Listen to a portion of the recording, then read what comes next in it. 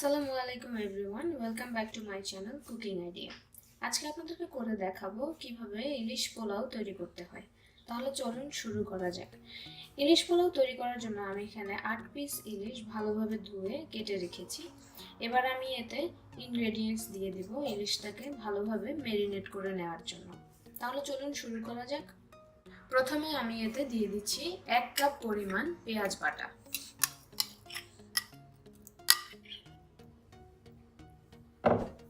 এবার এতে দিয়ে দিচ্ছি 1 টেবিল চামচ আদা বাটা। এবার দিচ্ছি 1 টেবিল চামচ রসুন বাটা। এবার এতে 1 টেবিল চামচ দিয়ে দিচ্ছি ইয়োগার্ট। আমি এখানে নরমালি যে গ্রিক ইয়োগার্ট পাওয়া যায় বাজারে, আমি সেটাই ইউজ করেছি। 3 টেবিল। এবার এতে আমি দিয়ে দিচ্ছি 3 টেবিল চামচ পরিমাণ ইয়োগার্ট। এখানে নরমাল যে টক দই পাওয়া যায় বাজারে, আমি সেটি ইউজ করেছি। দিয়ে দিচ্ছি পরিমাণ মতো লবণ। আমি এখানে 1.5 চা চামচ লবণ ইউজ করেছি। এবারেতে দিয়ে দিচ্ছি 1 চা চামচ পরিমাণের মতো লেবুর রস। লেবুর রসটা ফ্লেভার অনেক ভালোভাবে বাড়ায়। 3 চা চামচ মরিচের গুঁড়ো। আপনারা ঝালটা আপনাদের স্বাদ অনুযায়ী ব্যবহার করতে পারেন। এবার দিয়ে দিচ্ছি 1 চা চামচ জিরা গুঁড়ো এবং এবার আমি দিয়ে দিব 1 চা চামচ ধনিয়ার গুঁড়ো। এবার আমি মাছের সাথে মিশ্রণগুলোকে ভালোভাবে মেখে নিব ম্যারিনেট করে রাখার জন্য। এটাকে আমি 2 থেকে 3 ঘন্টা ভালোভাবে ম্যারিনেট করে নিব। আমার মাছগুলো ম্যারিনেট করা হয়ে গিয়েছে। পোলাও তৈরি করার জন্য আমি এখানে একটি পাতিলে তেল গরম করে নিয়েছি। এবার আমি এতে দিয়ে দিব 2 কাপ পরিমাণ পেঁয়াজ। পেঁয়াজটিকে আমি ভেজে নিব বেরেস্তার জন্য।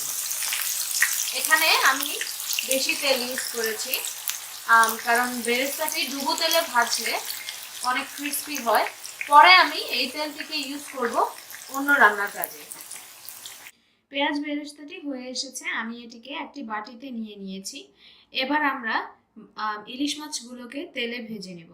আমি যেই তেলে পেঁয়াজগুলো বেরেস্তা করেছি সেই তেলেই ইলিশ মাছগুলোকে ভেজে নিব, বাট এর থেকে আমি কিছু তেল উঠিয়ে রেখেছি।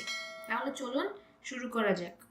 এবার মাঝারি সাইজের একটি পেঁয়াজের অর্ধেক আমি এই তেলে দিয়ে দিব।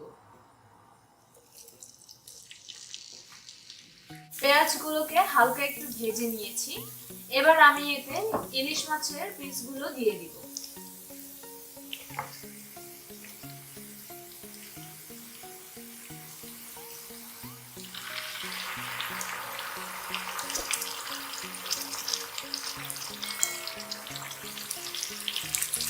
ইলিশ মাছগুলোকে আমি হালকা একটু ভেজে নিব, খুব বেশি আমি এটাকে ভাজবো না। মাছটিকে আমি 6 থেকে 7 মিনিট এভাবে হালকাভাবে ভেজে নিয়েছি। এবার আমি এটাতে ম্যারিনেটের যে মশলাগুলো সেগুলো আমি এখানে এবার দিয়ে দিব।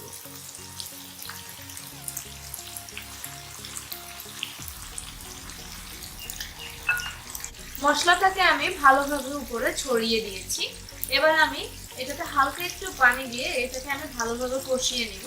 7 থেকে 8 মিনিট আমরা এটাকে এখন ভালোভাবে কষিয়ে নিব।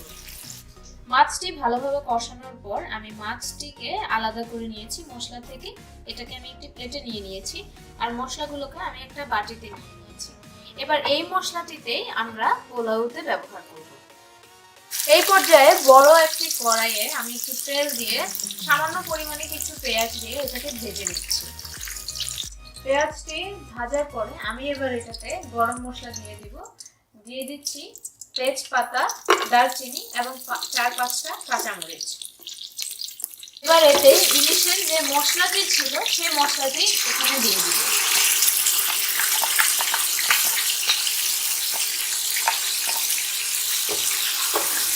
এবার এটাকে ভালোভাবে নেড়ে নিব। এবার এটাতে আমি চালগুলো দিয়ে দিব। আমি এখানে 1 কেজি পরিমাণ চাল ব্যবহার করেছি। গুলোকে ভালোভাবে মশলার সাথে মিক্স করে নেওয়ার পর এটাকে আমরা এখন ভালোভাবে ভেজে নিব। এটাতে এখন আমি পানি দিয়ে দিলাম। এখানে আমি 2 কেজি পরিমাণ পানি ব্যবহার করেছি। যতটুকু চাল আমি ব্যবহার করেছি তার ডাবল পরিমাণ পানি এখানে আমি ব্যবহার করেছি। এটাকে এবার ভালোভাবে নেড়ে নিব।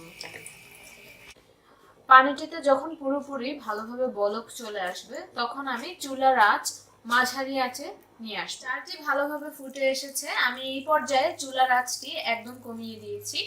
এবার আমি এটাতে লবণ দিয়ে দিব। আমি এখানে 2 চা চামচ লবণ ইউজ করেছি।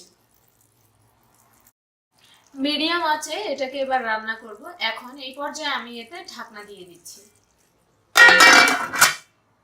আপনারা দেখতে পাচ্ছেন যে চালটি খুব সুন্দরভাবে হয়ে এসেছে।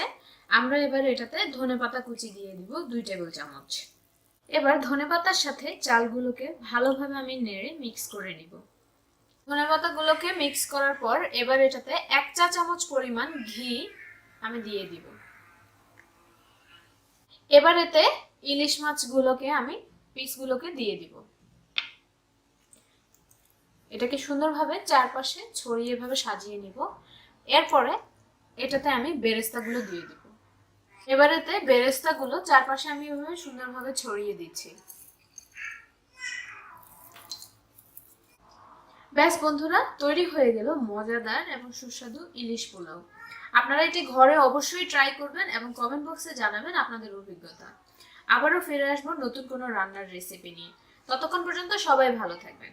আর প্লিজ আমার চ্যানেলটি সাবস্ক্রাইব করতে ভুলবেন না যেন। আল্লাহ হাফিজ।